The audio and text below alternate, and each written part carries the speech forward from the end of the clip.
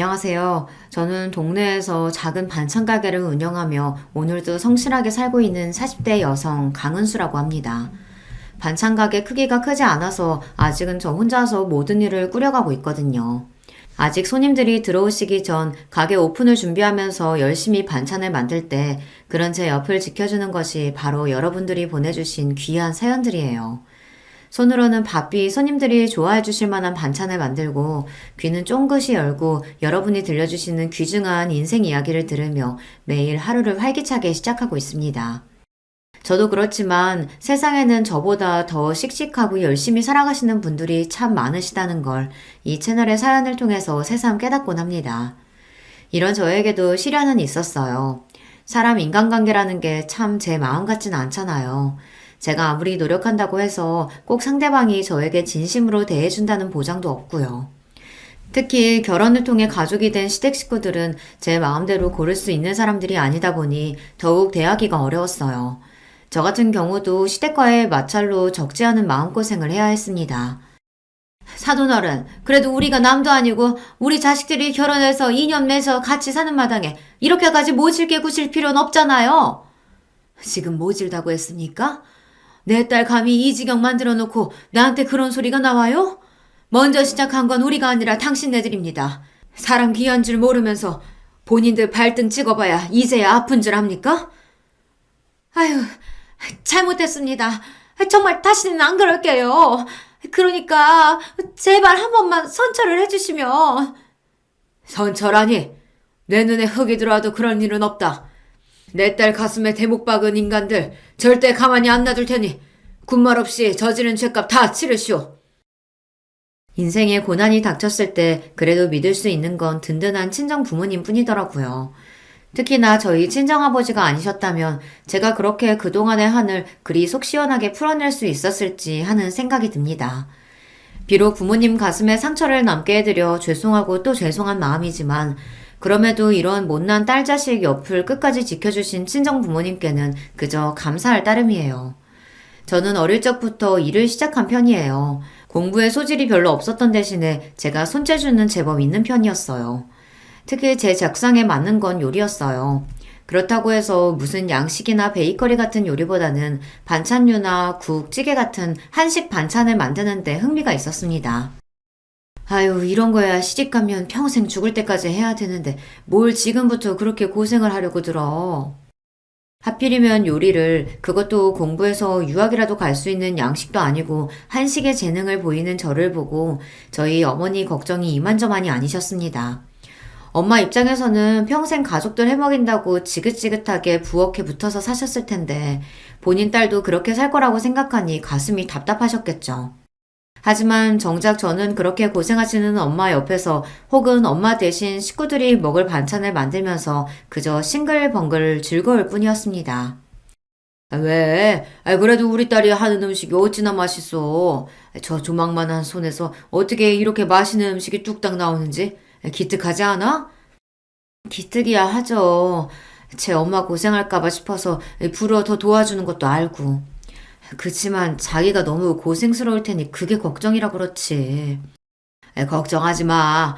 우리 은수 얼마나 똑 부러졌는데 당신도 알잖아. 제 앞가림 정도야 혼자서도 충분히 알아서 잘할 수 있는 애야. 그렇게 고등학교를 졸업하자마자 한식집에 취업해 막내로 들어가면서 저는 밑바닥부터 경험을 하게 되었습니다. 일은 결코 쉽지 않았어요. 본격적인 조리를 첨가하는 것 또한 쉽지 않았지만 그 외에 허드렛 일이 정말이지 끝도 없었습니다. 바쁘기도 바빴지만 힘써야 할 일도 워낙 많았기 때문에 온몸에 파스를 달고 살아야 했어요. 그럼에도 불구하고 음식을 하는 근처에서 일할 수 있다는 것만으로도 즐거웠습니다. 비록 손에는 칼에 베인 크고 작은 상처들이 수두룩하고 맨날 근육통을 달고 사는 딸 자식을 보며 속상해하시는 부모님이셨지만 말입니다. 아휴, 이 꽃다운 나이에 손이 이게 뭐람. 내 새끼 이 어린 나이부터 벌써 돈 번다고 고생 많다. 에이, 고생은 무슨. 젊어서 고생은 사서도 한다잖아. 나는 나 하고 싶은 거 공짜로 배우는 거나 다름없는데 이만하면 수지 맞은 장사지. 말이나 못하면. 아휴, 제발 다치지만 마, 다치지만. 알았어, 조심할게요. 사실 제가 처음 일하러 들어간 자리가 금방금방 사람이 빠지는 자리이긴 했어요. 그만큼 노동의 강도도 센 편이고 정말 이 일을 제대로 배워보겠다는 마음가짐을 가진 사람이 아니면 오래 버티기가 힘든 자리였습니다. 그런 자리에서 갓 고등학교 졸업한 제가 악착같이 버티고 있는 걸 보자 늘 엄하기만 하셨던 사수분들도 차츰 제게 정을 주시기 시작했어요. 은수가 우리 막내보다도 어린데 어쩜 이렇게 손이 야무지고 성실한지. 나중에 크게 돼도 정말 크게 될 거야. 두고 보라니까? 그래. 은수가 참 요즘 애들 같지 않지. 이왕이면 우리도 이렇게 성실한 후배한테 하나라도 더 가르치면 보람이 있지. 감사해요. 저 정말 열심히 할게요. 그렇게 딸버린 제게 정을 주시며 아껴주신 선배님들 덕분에 첫 직장에서 제 평생의 밑거름이 될 만한 많은 지식을 배울 수 있었습니다. 지금도 반찬 가게에서 그 레시피를 일부 사용하고 있어요. 그러니 저한테는 은인이나 다름없는 분들이시죠. 취직도 하고 연차도 좀 쌓이고 일하느라 바빠서 돈 쓸 줄도 몰랐던 탓에 월급은 고스란히 통장에 들어 있었습니다. 제 월급이 어느 정도 모이자 엄마가 말씀하셨어요. 하도 쓰는 데가 없으니 버는 족족 모이는구나. 우리 딸이 이렇게 고생해서 번 돈인데 엄마가 다른 건 해줄 거 없고 어떻게든 우리 딸내미 열심히 번 돈 불릴 수 있게 한번 최선을 다해 굴려볼게. 저희 엄마가 재테크에 일가견이 있으신 편이었거든요. 저희 집이 그렇다고 재산이 그렇게 많은 편이 아니다 보니 큰 수익까지는 기대하기 어려웠지만 그래도 엄마가 주식이나 펀드 등으로 투자하신 곳에 실패한 적이 없었어요. 그러니 저도 믿고 맡겼죠. 아무렴 저희 엄마가 제일 귀하게 생각하시는 게 저인데 제 돈 허투루 다루시겠어요? 그런 의심은 해본 적도 없습니다. 엄마가 알아서 잘 굴려줘요. 어차피 나는 재테크라고는 젬병이고 은행에 저금할 줄밖에 모르는데 그러느니 엄마가 굴려주면 나야 고맙지. 그러고는 엄마한테 돈 맡긴 것도 잊어버리고 열심히 일 배우며 성실하게 살아갔습니다.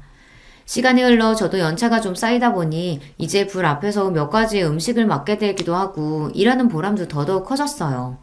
그것도 나름의 승진이라고 월급도 조금씩 올라서 제가 가치를 인정받는 것 같다 뿌듯했습니다.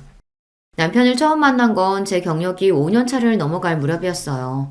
평소에 제 사수분들이 워낙 저를 예뻐해 주셨기 때문에 누구에게 말을 꺼내도 제 얘기를 좋게 해주시는 편이었습니다. 진짜 저보다도 더 저를 고평가해 주시는 것 같아 민망하긴 했지만 어쨌든 그건 역시 선배들의 애정이라고 생각하니 기분은 좋더라고요. 남편은 제가 일하던 한식당의 납품업체 직원이었습니다. 저보다 먼저 저에 대한 남편의 호감을 알아챈 선배분들이 은근히 저를 부추기셨습니다. 오대리가 사람이 참 성실하고 괜찮아. 헛짓한 성격도 아니고. 은수 너랑은 딱이다 딱. 그렇게 반쯤은 호기심으로 반쯤은 주변의 부추김에 등 떠밀려 남편과 교제를 시작하게 되었습니다. 남편 역시 어려서부터 일을 시작한 사람이었어요. 저 같은 경우에는 제가 하고 싶은 일이 확고해서 그런 거였지만 남편은 사실상 집안 환경 때문에 반쯤 떠밀리듯 사회생활을 시작한 사람이었습니다. 아버지께서 보증을 잘못 써시는 바람에 저희 어렸을 때 집이 한바탕 뒤집어진 적이 있었어요. 빚이 꽤 많은 편이었는데 지금은 어느 정도 정리가 되기는 했지만 그 여파가 무시할 수 없는 수준이라 자라는 내내 넉넉하지는 못한 환경이었어요. 공부를 그렇게 썩 잘하는 편까지는 아니었어도 대학을 못 갈 수준까지는 아니었는데 집에서 대학 학비까지 기대하기는 어려운 형편이었죠. 그러다 보니 지금은 이렇게 일만 하고 있네요. 저야 제 선택에 의해서 대학 진학을 스스로 포기한 거지만 남편 입장에서는 가고 싶음에도 불구하고 환경이 받쳐주질 않아 울음을 삼키고 포기했던 대학이니 아쉬움이 남을 수밖에 없겠다는 생각이 들었습니다. 그래서 제 딴에는 위로의 뜻으로 남편에게 말했어요. 그래도 제 역시 참 대단하네요. 가고 싶었던 대학 환경 때문에 가지 못하게 됐으면 원망하는 마음이 들 수도 있고 부모님께 반항심이 생길 수도 있는데 그거 생산적인 방향으로 돌려서 일찍부터 자기 일을 시작한 거잖아요. 직업에 귀천이 세상에 어디 있겠어요. 제 한 몸 스스로 건사하면서 나쁜 짓 안 하고 성실하게 일하면 무슨 일이든 다 귀한 일인 거죠. 우리 재혁 씨 참 기특하네. 기특해. 나 참 나같이 별 볼 일 없는 사람한테도 그렇게 이야기해주고 은수 씨 마음 씀씀이가 참 고와요. 저랑 몇 살 차이도 나지 않았지만 그래도 몇 년 사회생활을 더 했다고 조금은 사회에 찌든 느낌도 있었던 남편이었습니다. 그런 남편에게 이런 식의 칭찬을 해준 것도 제가 처음이었다고 했습니다. 어쩜 제 자식이 가정 형편 때문에 일이 고생하는데도 부모가 한번 다독여주지도 않았는지 남편이 안쓰러운 마음이었습니다. 만난 지 5년이 넘어갈 무렵 갑작스레 아이가 찾아왔을 때도 당황스럽기는 했지만 불안한 마음이 들지는 않았습니다. 그만큼 제게 단단한 믿음을 준 남편이었으니까요. 오래 만나면서 양가에서도 저희 결혼을 이미 기정사실로 여기고 계셨기에 결혼까지 이르는데 걸릴 만한 것도 없었습니다. 너 배부르기 전에 웨딩드레스 입으려면 빨리 준비해야 돼. 더 미루려고 들지 말고 최대한 빠른 날짜로 잡아. 특히나 시댁에서 무서운 기세로 결혼을 밀어붙이셨습니다. 그런 거 치고는 아들 장가 보내면서 신혼집이나 혼수나 너무 인색하게 군다는 인상을 주는 시어머니긴 하셨지만요. 하지만 남편에게 그동안 들어온 바가 있었으니 솔직히 크게 기대한 건 없었습니다. 우리 집에서 해주는 게 너무 없어서 미안해. 아니야. 애초부터 뭐 그렇게 기대하는 게 있었던 것도 아니고. 이 나이 먹어서 결혼하는 건데 사는 건 우리가 알아서 해결해야지. 그래도 쟤 역시 지금껏 모아둔 거랑 내가 모은 거 합치면 우리 두 사람이랑 아이 지낼 정도의 전셋집 정도는 구할 수 있을 테니까 그것만 해도 얼마나 다행이야. 애초에 시댁에서 금전적인 지원은 바라지도 않았어요. 바란다 한들 뭐 돈 나올 구석이 있는 집이어야 나올 게 있죠. 어차피 기대를 하나 하지 않으나 도움받기는 글렀는데 괜한 기대로 마음 상할 일 만들고 싶지 않았습니다. 그렇게 반반 결혼을 하게 되었죠. 신혼집 전세금으로 들어간 돈도 반반, 가전으로 들어간 돈도 거의 반반이었습니다. 물론 뒤에서 저희 친정 부모님이 제게 따로 챙겨주신 것도 있었어요. 남편 집에서 워낙 해주는 것도 없는데 저희 집에서 먼저 나서기도 남편 입장에서 민망할 수도 있다는 생각이 들어 제가 별 말은 하지 않았지만요. 그래도 내 새끼 시집 보내는데 부모가 돼서 어떻게 아무것도 안 해줘. 이건 아빠가 따로 챙겨주니까 살면서 네가 필요한 일 있으면 주저하지 말고 써. 결혼해서 살다 보면 알게 모르게 돈 들어갈 일 적지 않아. 그럴 때 믿는 구석으로 이거라도 갖고 있으면 좀 나을 거야. 아빠 정말 감사해요. 생각지도 못하게 아빠한테서 제 명의로 된 통장을 하나 받게 되었습니다. 제법 목돈이 들어있었던 통장을 보자 딸내미 시집가서 고생하지 말라는 부모님 마음 씀씀이가 느껴져 마음이 찡해졌습니다. 그리고 말이다 은수야. 이건 네 남편이나 시댁 쪽에는 얘기하지 말어. 그러시면서 엄마가 저한테 통장 하나를 더 내미시더라고요. 그걸 펼쳐보고 제가 얼마나 놀랐는지 몰라요. 거기 찍혀있는 금액이 웬걸 무려 2억이 넘는 돈이었습니다. 엄마, 이 큰 돈이 다 어디서? 놀랄 거 없어. 이거 다 네 돈이야. 네 돈이라고. 제가 직장생활 5년차까지 모은 월급들 다 저희 엄마한테 맡겼다는 얘기는 이미 말씀드렸었죠. 그걸 엄마가 어찌나 살뜰하게도 불리셨는지 거의 원금의 1.5배가 넘는 돈으로 불려놓으신 거예요. 운이 좋았어. 마침 같이 재테크 공부하는 지인들이 좋은 정보 물어주는 바람에 너도 그렇지만 엄마도 덕 좀 봤다. 이거는 우리가 도와주는 거 아니고 오롯하게 네 돈인 거니 잘 갖고 있어. 괜히 남편이나 시댁에 얘기해서 헛바람 들게 하지 말고. 정말 살면서 이 돈 없으면 죽겠다 싶을 때 그럴 때나 써. 알았지? 나 진짜 생각도 못했어. 사실 엄마가 따로 돌려주지 않으셨으면 그대로 잊고 지나갈 수도 있었어요. 그래도 5년을 모은 월급이니 적은 돈은 아니지만 자식이라고 제가 지금까지 크게 해드린 것도 없는데 부모님 드린다고 해도 아깝지 않은 돈이었습니다. 왜 시집가면서 그때까지 번 돈 다 친정에 주고 가는 신부들도 있다고 하잖아요. 그래도 저는 연차 쌓인 이후로 다시 월급 모아놓은 게 꽤 돼서 그걸로 전셋집도 얻고 했으니 그래도 크게 서운하지 않을 거였습니다. 제 입장에서는 정말로 생각지도 못한 횡재였어요. 그렇게 든든하게 믿는 구석 챙기고 시집을 가게 되었죠. 아버지가 주신 돈과 엄마가 불려주신 돈을 합해서 2년 만기 적금으로 묶어두었습니다. 비록 전셋집이긴 해도 남편과 열심히 일해 함께 마련한 집도 있었고 아이 태어나면 이래저래 돈 들 때가 많겠지만 그래도 아직 목돈 들어갈 일이 급하지는 않았으니까요. 아이가 좀 더 크고 만약 아이가 또 생긴다면 지금보다 더 집 넓혀서 이사 가야 하니 그때 쓰더라도 늦지 않다고 생각했죠. 이건 남편에게 얘기를 해야 하나 말아야 하나 잠깐 고민이 되었지만 결혼 전에 친정 부모님께서 신신당부하셨던 말씀이 생각나 말을 삼켰습니다. 어차피 집 살 때 이야기해도 늦지 않을 거라고 생각했어요. 남편과 결혼을 하고 나서 정말로 한 식구가 되고 나니 그제야 시댁 사정을 자세하게 알 수 있게 되었습니다. 시댁에서 그동안 제대로 돈 번 사람이 남편밖에 없다는 건 이미 알고 있었어요. 그렇기 때문에 남편이 시댁 생활에 도움이 많이 되었다는 것 또한 알고 있었습니다.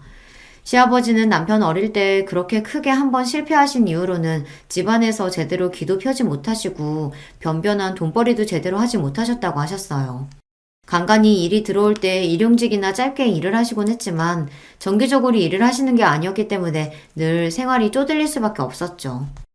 남편이 좀 더 공부하고 싶은 마음에도 눈물을 삼키며 취업 전선에 뛰어들어야 했던 것도 바로 그런 이유 때문이었습니다. 저기, 그러면 어머님은 따로 일하신 적이 없어? 어머니도 나 학교 다니고 할 때는 간간히 부업 같은 건 하셨어도 제대로 된 일 해보신 적은 없어.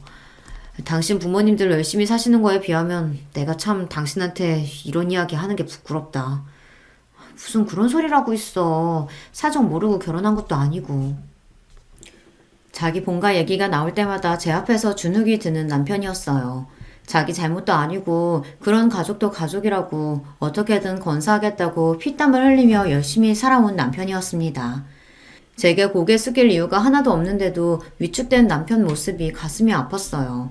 한편으로는 아무리 사는 게 힘들어도 그렇지 자식을 둘씩이나 세상에 내어놓고는 부모로서의 책임도 제대로 지지 않는 시아버지나 시어머니가 조금은 원망스러운 마음도 들었습니다. 하지만 괜히 저까지 이런 이야기를 보태지는 않았어요. 가뜩이나 시댁 식구들 만날 일 있을 때마다 제게 미안해하는 남편에게 마음의 짐만 더 지어주는 꼴이 될 것 같았어요. 그래서 시댁에 대한 불만을 애써 삼켰습니다. 남편 밑으로는 나이 터울이 조금 나는 여동생이 하나 있어요. 제 입장에서는 시누이인 셈이죠. 저희 남편이 이렇듯 평생 어린 나이부터 자기 가족을 부양해야 한다는 무거운 짐에 짓눌려 살아온 것과는 달리 시누이는 본인 어머니 사랑을 독차지하며 자랐습니다. 좋게 말하면 명랑한 아가씨인 거고 있는 그대로 말하면 철딱서니가 좀 없었죠. 저희 결혼할 때만 해도 그래요. 엄마. 원래 형제들 결혼하면 혼수로 명품 가방 같은 거 하나씩 해주고 그러는 거 아니야? 예, 가만히 있어. 시어머니 옆에서 쏙닥거리는 시누이였지만 그렇다고 그게 제 귀에 들리지 않을 정도는 아니었어요. 불어 저 있는 앞에서 들릴 듯 말 듯한 목소리로 말하는 것 자체가 저한테 바라는 바가 있었다는 거겠죠. 하지만 저희는 양가 집안 손 벌리지 않고 저희 힘으로 결혼과 관련된 모든 전반적인 준비를 해결하겠다고 공언을 한 상태였어요. 그렇기 때문에 양가 예단을 비롯한 자잘하게 들어갈 것들은 모조리 생략하기로 합의가 되어 있었습니다. 물론 그렇다고 해도 결혼하는 마당에 양쪽 부모님한테 아무것도 안 할 수는 없어서 부모님 포함 시누이까지 결혼식 날 입을 만한 좋은 옷 한 벌씩은 이미 다 해드린 참이었습니다. 저도 솔직히 어이가 없었지만 저보다는 제 옆에서 시누이 하는 꼴을 본 남편이 더 화를 냈습니다. 아무리 철이 없기로서니 집안 형편 뻔히 알면서 명품 가방 소리가 대체 어디서 나오는 거야? 저희끼리 남은 자리에서 평소 성격답지 않게 흥분하는 남편을 도리어 제가 달래야 했어요. 너무 그러지 마. 아직 나이도 어리고 이것저것 꾸미고 싶기도 할 나이잖아. 아직 결혼할 나이도 아니고 주변에 결혼한 사람도 없을 테니 대충 들은 소리 가지고 잘 몰라서 저러는 걸 거야. 모르든 말든 자기가 우리 결혼에 하는 게 뭐가 있다고 당신한테 그런 요구를 해. 지금까지 저 키운다고 내가 뼈 빠지게 벌어다 바친 것만 해도 얼만데. 다소 억울하게까지 들리는 남편 말이었어요. 하긴 부모라는 사람들이 제대로 자식 부양을 하지 않았는데 그거 결국 다 누구 몫이었겠습니까? 원하든 원치 않든 그래도 가족들 굶겨 죽일 수는 없으니 남편이 매달 갖다 준 생활비로 컸을 거 아니에요. 그거 생각하면 남편한테 고마워해도 모자랄 판에 솔직히 염치가 없는 소리가 맞긴 맞았죠. 지금까지야 그래도 한 집에 사는 가족이라고 좋든 싫든 그래도 나 낳아준 사람들이니까 이러고 살았다곤 하지만 나 앞으로는 절대 이렇게 안 살아. 지금까지 이런 꼴 본 거는 나 하나만으로 충분해. 당신이랑 살면서 나 당신까지 저런 꼴 보게 절대로 안 할 거야. 결혼해서 새 가정 이룬 이상 나한테 가족은 당신이랑 당신 뱃속에 있는 콩알이뿐이야. 내가 내 의지로 직접 선택한 가족들이 앞으로 내 인생의 1순위라고. 그러니까 당신도 시댁 식구들이 하는 말이라고 중간에서 난처해하지 말고 혹시나 나 몰래 말도 안 되는 요구하거나 하면 꼭 나한테 말해야 돼. 알았지? 알았어. 알았대도. 남편이 결혼 전부터 이렇게 당부한 게 한두 번이 아니었어요. 남편이 저렇게까지 저를 단속을 하는 걸 보면 시댁 식구들도 참 어지간하겠다 하는 생각이 들어 걱정스럽긴 했습니다. 하지만 워낙 남편이 그동안 저를 철통처럼 보호하는 바람에 제가 직접적으로 시댁 식구들 앞에 곤란한 일은 그리 많지는 않았습니다. 솔직히 그리 마음에 드는 시댁 식구들이라고 하긴 어려웠죠. 하지만 누가 뭐래도 남편이 제 편이고 저렇게 자기 본가 가족들이 제 아내 불편하게 만들까봐 신경을 곤두세우는 사람인데 제가 저 사람 말을 믿지 누구 말을 믿겠어요. 그렇게 저희가 결혼하고 시간은 빠르게 흘러갔습니다. 조금 이르게 저희 부부에게 찾아왔던 뱃속에 있던 아이도 태어났어요. 그리고 저 역시 다시 직장으로 빠르게 복귀했습니다. 아이 낳은 지 얼마 되지도 않아서 제가 그렇게 좋아하던 일터로 다시 돌아갈 수 있었던 건 친정 부모님들 도움 덕이 8할 이상이었어요. 엄마, 내가 돌보미 분 구한다니까 그러네. 돌보미 분 구하는 건 구하는 거고, 구해진다고 하더라도 그분이 24시간 돌봐줄 수는 없는 거잖아. 너 일하면서 밤에 잠도 제대로 못 자고 직장에서 절대로 못 버텨. 군소리 하지 말고 엄마가 도와준다고 할 때 그냥 그러려니 해. 그렇게 염치도 없이 친정어머니 도움을 받아가며 초보 엄마 아빠 생활을 시작하게 되었습니다. 장모님께 감사해서 어째. 우리 세윤이 보신다고 매일같이 여기까지 들리시는 것도 보통 일이 아닐 텐데. 내가 장모님 장인어른께 정말 염치가 없다. 이거 이번에 성과금 받은 건데 장인 장모님 보약이라도 한 채 지어드리자. 당신 저번에 어머님이 돈 부탁하셔서 해드리는 바람에 이번 달 용돈도 부족하지 않아? 아무리 부족해도 사람이 할 도리는 하고 살아야지. 괜찮아. 이런 데 쓰려고 버는 돈인데 뭐. 고마워 여보. 저보다도 저희 남편이 더 살뜰하게 저희 친정 부모님을 챙겼습니다. 결혼 이후로 남편이 저희 친정 부모님에 대해 정서적 거리가 많이 좁혀진 것 같았어요. 저희 연애할 때도 남편이 부모님께 잘하긴 했는데요. 그래도 결혼 이후로는 태도가 더욱 호의적으로 바뀌었습니다. 제 생각에는 아무래도 자기 본가 식구들하고 저희 친정 부모님이 비교가 많이 됐던 것 같아요. 남편이 결혼할 때부터 이제 가정 이루고 나면 생활비 같은 것도 예전처럼 많이 못 도와드린다고 시댁에 단단히 못을 박아두었어요. 그런 탓에 예전만큼은 아니지만 그렇다고 시댁에 정기적으로 수입이 있는 게 아니다 보니 여전히 야금야금 남편에게 손을 벌리는 시댁이었습니다. 남편 역시 그런 요구를 받을 때마다 화를 내면서도 그래도 가족이라는 굴레를 벗어나긴 쉽지 않은 일이다 보니 예전만큼은 아니어도 매번 어느 정도는 시댁을 챙겨드린다는 걸 알고 있었어요. 그러면서도 저한테 따로 도움을 요청하거나 혹은 시댁에서 저한테 따로 돈을 요구하지 못하도록 신경을 쓰는 남편이었습니다.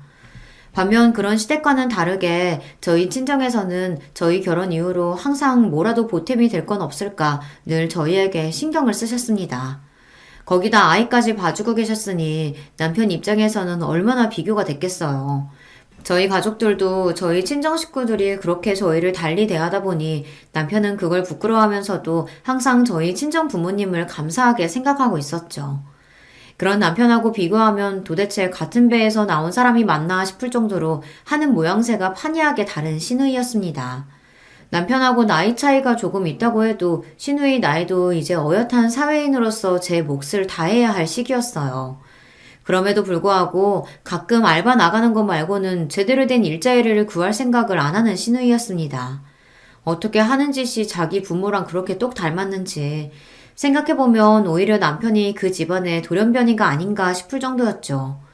제 오빠가 두 눈 시퍼렇게 뜨고 있는데도 몰래 눈치 봐가며 저한테도 몇 번 용돈을 타간 적이 있는 시누이였습니다. 언니, 내가 진짜 급해요. 이번만요. 네? 부탁 좀 할게요. 그렇다고 남편이 그렇게 신신당부를 했는데 제가 호구도 아니고 매번 시누이 부탁을 들어주진 않았습니다. 하지만 이게 참 항상 거절만 하기도 쉬운 일이 아니더라고요. 큰돈은 아니었지만 그것도 야금야금 모아보면 액수가 그리 적진 않았을 겁니다. 한 번은 그걸 남편한테 들키는 바람에 시댁이 발칵 뒤집혔었어요. 오제, 너 정신머리가 있어 없어? 네가 지금 나이가 한두 살 먹은 어린애야? 이 정도까지 해줬으면 이제 너도 네 앞가림은 알아서 네가 해야 할 거 아니야. 나도 모자라서 어디 네 새언니한테까지 손을 벌려? 그래도 제 오빠 무서운 건 알았는지 찍소리도 못하고 뒤에서 저만 원망스러운 눈빛으로 바라보는데 솔직히 어이가 없었죠. 꼭 제가 제 오빠한테 일러바치기라도 한 것처럼 쳐다보는데 잘못은 자기가 했지 제가 했나요? 돈 쓰고도 좋은 꼴 못 보는 거 보니 제가 괜한 짓을 했다 싶었습니다. 그런 저를 보고 창피하지도 않은지 시어머니가 남편에게 소리를 빽 질렀어요. 아니, 얘가 가져가면 뭘 얼마나 가져간다고 애를 그렇게 쥐잡듯이 잡아. 재혁이 너도 참 그러는 거 아니다. 네 가정 생겼다고 네 동생이랑 어미의 아비는 어떻게 살든 신경도 안 써? 내가 널 어떻게 키웠는데? 어떻게 키우다뇨. 나한테 그런 소리 하면 안 되죠. 그러는 나야말로 지금까지 어떻게 살았는데. 그간의 서름이 터졌는지 원망을 쏟아놓는 남편 눈시울이 붉어졌습니다. 이러다 또 괜히 내 남편만 상처받지 싶어 얼른 끼어들어 말렸어요. 아, 여보, 그만해. 그만하고 가자, 응? 내가 나 하고 싶은 거 포기해가며 그동안 이만큼 했으면 됐지. 간신히 이룬 가족까지 깨트리고 싶어서 그래요? 도대체 나한테 왜 이러는 거야? 그렇게 따지면 우리라고 뭐 서운하는 거 없는 줄 알아? 예, 내 아들이 너랑 결혼하고 나서 우리한테 얼마나 찬바람이 쌩쌩 부는지 뒤에서 네가 부추기기라도 한 거 아니야? 어머니! 남편이 경악에 찬 목소리로 소리를 질렀습니다. 할 거면 나한테만 해요. 나한테만. 이 사람까지 잡으려 들지 말고. 며느리 보기 창피하지도 않아요? 난장판도 이런 남장판이 없었습니다. 자식 이렇게 서럽게 해서 좋을 게 뭐라고 대체 시어머니의 심리 상태를 이해할 수가 없었어요. 그러면서도 철딱선이 없는 자기 딸은 얼마나 감싸는지 막내딸만 자식이고 저희 남편은 자식이 아니랍니까?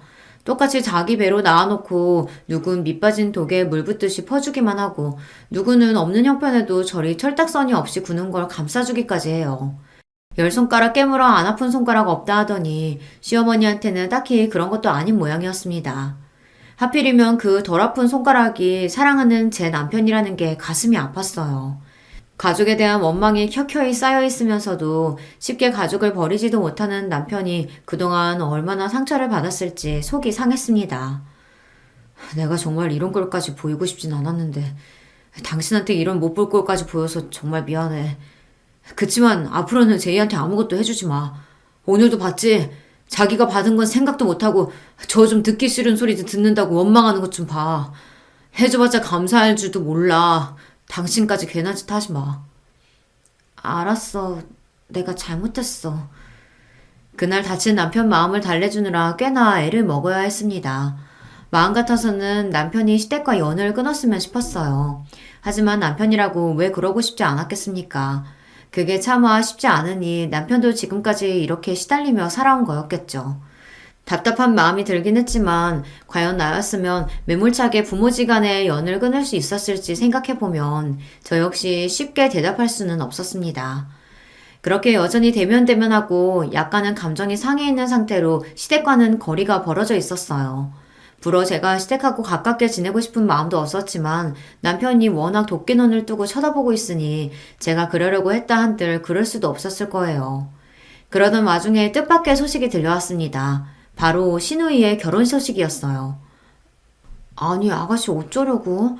지금까지 변변하게 일해놓은 것도 없고 당연히 모아놓은 돈도 없는데 무슨 돈으로 결혼을 하겠다는 거야? 제이 걔 애 가졌다더라. 뭐? 그러니까 신우이도 혼전 임신을 했다는 겁니다. 더 기가 막히는 건 신우이의 남편이 될 사람도 일정한 직업이 없다는 거였어요. 대번에 걱정부터 되더라고요. 솔직히 신우이가 잘 살든 말든 그거 자체는 그렇게 신경 쓰이지 않았어요.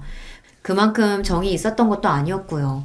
하지만 그리 귀하게 여기는 신우이 반지하 월세방에서 신혼살림 시작하게 생겼는데 시어머니가 어디 가만히 있겠습니까? 결국은 제 남편을 들들 볶으려 될 텐데 그 생각을 하니 골이 깨지는 기분이었습니다. 소식을 듣고 걱정하긴 저희 친정 부모님 역시 마찬가지였어요. 아유, 사돈댁은 대체 어쩌려고 그런다니? 없는 형편에 딸 자식 시집을 어찌 보내려고? 또 우리 오서방만 잡으려 드는 거 아닌가 몰라. 이번에는 그 사람도 마음 단단히 먹었는지 어린 반푼어치도 없는 소리라고 하는데 어떻게 될지는 가봐야지. 그렇다고 동생이 결혼하는데 손윗사람이 돼가지고 아무것도 안 하고 손 놓고 있을 수만 없잖아. 아유, 또 오서방이 속이 어지간히 썩겠어. 너도 그렇고. 이미 시댁 돌아가는 꼴이 어떤지는 진작 알고 계신 친정 부모님이셨기 때문에 얼굴에 수심이 드리워지셨습니다. 예상했던 것처럼 얼마 지나지 않아 시어머니가 은근히 저희를 들쑤시기 시작했어요. 예, 그래도 동생이 시집 가는데 아무것도 안 들려보낼 순 없잖니. 걔가 지금 홀몸도 아니고. 그건 어머니가 알아서 하셔야죠. 저는 지금까지 제가 낳은 자식도 아닌 걔 이만큼 키워놓은 것만 해도 제 할 도리 넘치게 했어요. 너는 또 말을 그렇게 서운하게 해? 예, 네 남편 말하는 것 좀 봐라. 너도 애 생겨서 결혼했잖아. 그러면 이해를 좀 해줘야지. 지금 제 이 마음이 얼마나 불안하겠어? 지금 누구랑 누굴 비교하는 거예요? 이 사람은 어릴 적부터 열심히 일하면서 자기 앞가림 똑 부러지게 한 사람이에요. 쥐뿔 가진 것도 없으면서 덜컥 애부터 생겨서 제 오빠한테 살림살이 내놓으라고 하는 애랑 비교를 해요? 그렇게 딸 자식이 안쓰러우면 부모인 어머니가 해결하세요. 지금까지 제가 갖다 드린 돈 다 어쩌셨는데요? 그거 한두 푼도 아닌데 생활비 쓰고도 알뜰하게 모았으면 애 혼수 보탬 정도는 되잖아요. 그거 다 어쩌셨는데요? 그러자 시어머니가 우물쭈물 말했습니다. 아니, 식구가 셋인데 돈 쓰려고 하면 그거라고 넉넉해? 그나마도 너 장가 들고 나서는 오만 눈치 다 보게 만들더니. 그렇게 제 눈치가 보기 싫으셨으면 직접 나가서 돈을 버시던가요?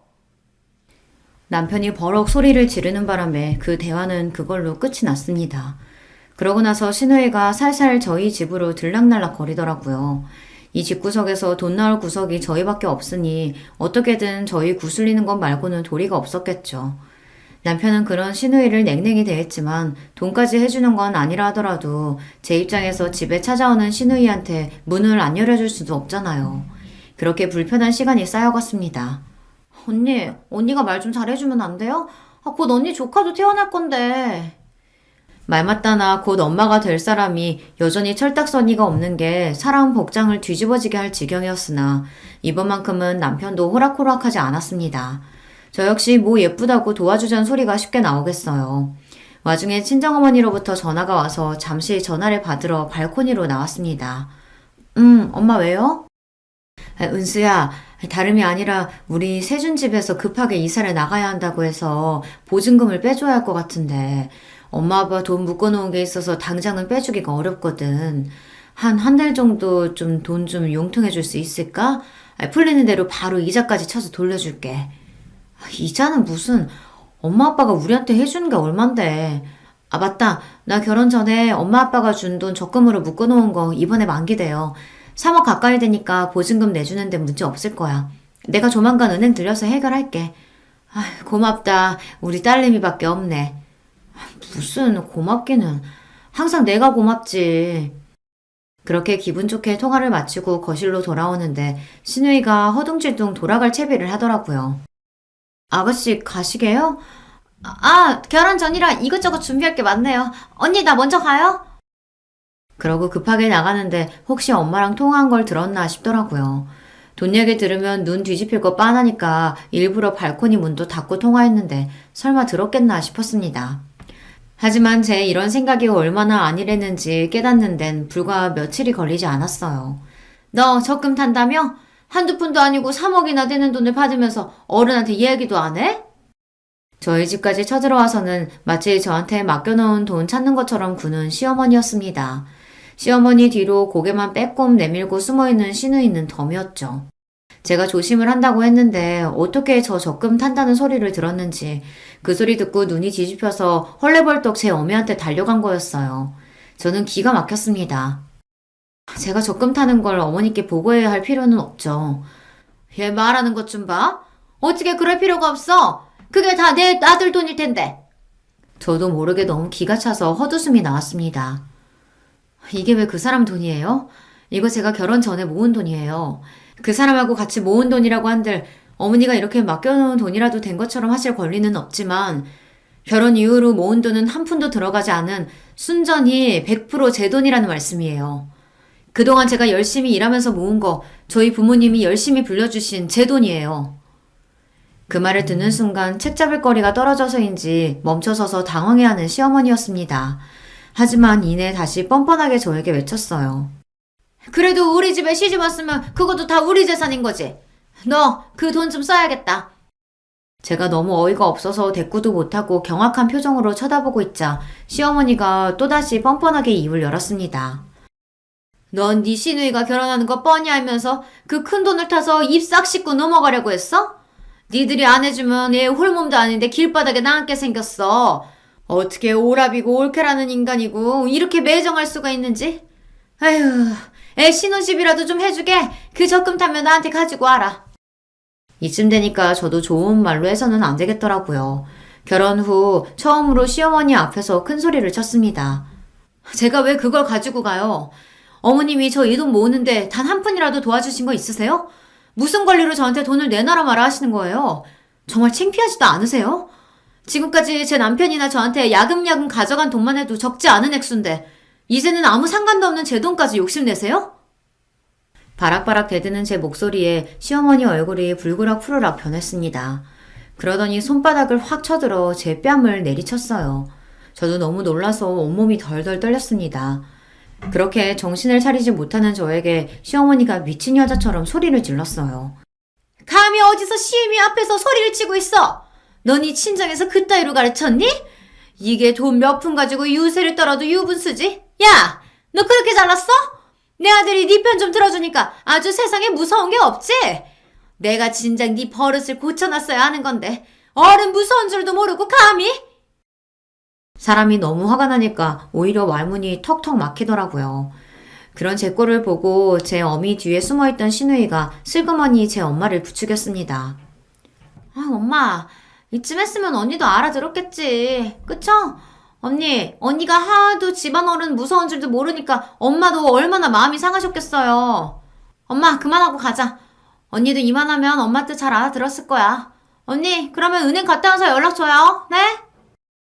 그러고는 제 엄마를 끌고 가는데 저한테 감히 손찌검을 한 시어머니도 시어머니지만 저 돈 있다는 걸 알고 지 어미까지 끌고 와서 감히 제 돈으로 시집가기 전에 한 미쳐 뽑으려드는 저 시누이란 인간도 그만 잡아 죽이고 싶어졌습니다. 그 두 인간이 폭풍처럼 휘몰아친 자리에서 차마 눈물조차 터트리지 못하고 부들부들 떨며 서 있었어요. 얘 은수야, 너 왜 그러고 섰어? 어머, 얘 얼굴이 왜 이래? 저희 아이 봐주러 오셨다가 뺨을 맞아 엉망으로 부은 채로 넋을 빼놓고 서 있는 저를 보고 친정 부모님께서 기함을 하셨습니다. 아버지께서 간혹 주중에 쉬시는 날에는 어머니와 함께 아이를 봐주시곤 하셨는데 마침 그날이 그랬던 거예요. 뭐야, 누가 이랬어? 감히 내 딸 얼굴을 누가 이 지경으로 만들었어, 어?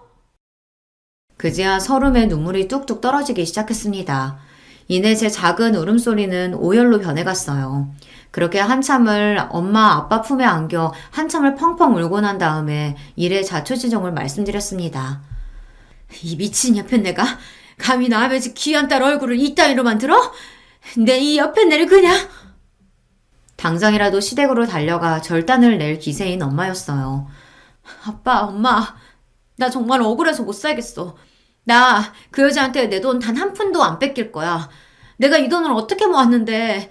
엄마 아빠가 무슨 마음으로 나한테 이 돈을 해줬는데 자기가 뭐라고 감히 이 돈에 눈독을 들여? 분노를 참지 못하고 있는 대로 악을 쓰는 저를 보고 저희 친정아버지 눈이 지글지글 끓어올랐습니다. 걱정 마라 은수야. 걱정하지 마. 네 시모라는 여자 절대로 네 돈에 손 못 댄다. 이 아빠가 절대로 그 꼴 두고 보지 않아. 무언가를 결심하신 듯 아버지 눈이 형형하게 빛났습니다. 그날 남편이 돌아올 때까지 제 곁을 지켜주시던 친정부모님께서 그 여자가 제게 저지른 만행을 고스란히 남편에게 알렸습니다. 어떻게 당신한테 이럴 수가 있어? 자라는 내내 자식 서럽게 만든 것도 모자라서 어떻게 당신한테 손찌검을 해? 사람이 어떻게... 남편 역시 제 어머니가 제게 손을 댔다는 사실을 알고 분노를 주체하지 못했습니다.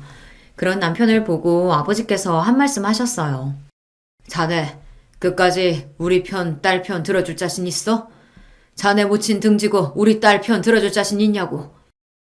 은수와 결혼 결심했을 때부터 제 진짜 가족은 은수였어요. 저도 더는 이런 패까지 부리는 사람 제 가족이라고 감싸면서 못 살겠습니다. 울분에 가득 차 제 아버지 앞에서 맹세하는 남편이었습니다. 저 사람마저 제 편이 아니었다면 저 정말 억울해서 숨도 제대로 쉬지 못했을 거예요. 그렇게 서로 얼싸하는 저희 부부를 보시며 아버지께서 말씀하셨죠. 그럼 됐다. 그거면 됐어.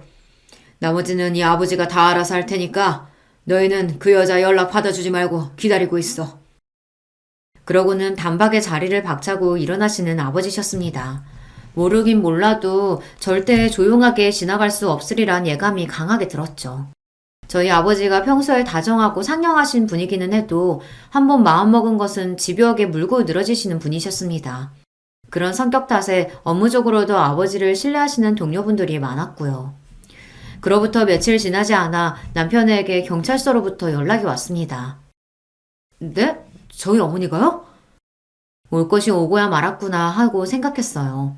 저는 그 길로 남편과 함께 연락받은 경찰서를 향했어요.